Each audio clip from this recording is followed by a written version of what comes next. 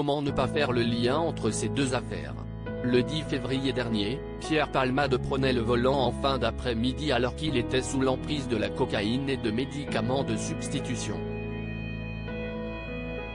Pendant sa virée en voiture, l'humoriste de 54 ans a percuté de plein fouet un autre véhicule, blessant grièvement le conducteur, son fils de 6 ans, dont l'état est très préoccupant, ainsi qu'une femme qui était enceinte de 7 mois et qui a perdu son bébé. Des vies brisées. Des familles traumatisées.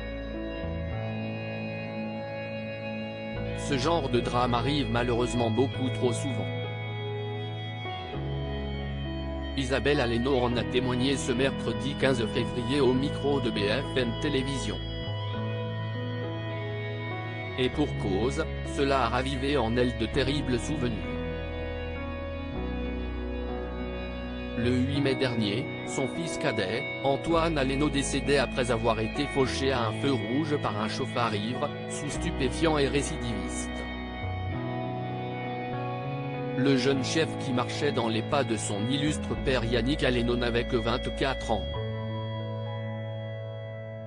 Malgré leur désarroi, ses parents avaient alors décidé de fonder une association afin de venir en aide aux victimes d'accidents de la route. C'est dans ce contexte qu'Isabelle Aleno a été invitée à réagir à l'affaire Pierre Palmade qu'elle regarde avec beaucoup de colère et d'amertume.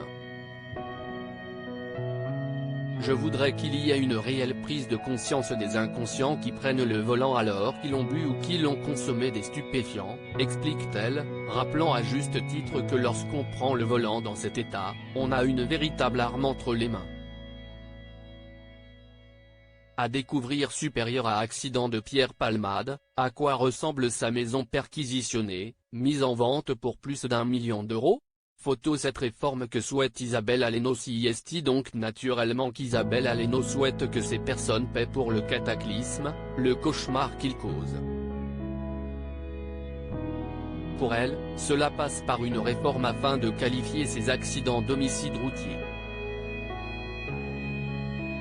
Il n'y a rien de plus intolérable et inadmissible que d'entendre homicide involontaire.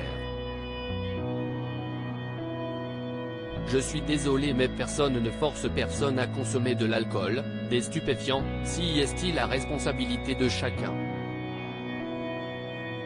Entendre involontaire, c'est insupportable, estime-t-elle. Un sentiment sans doute partagé par tous les proches de victimes d'accidents de ce type.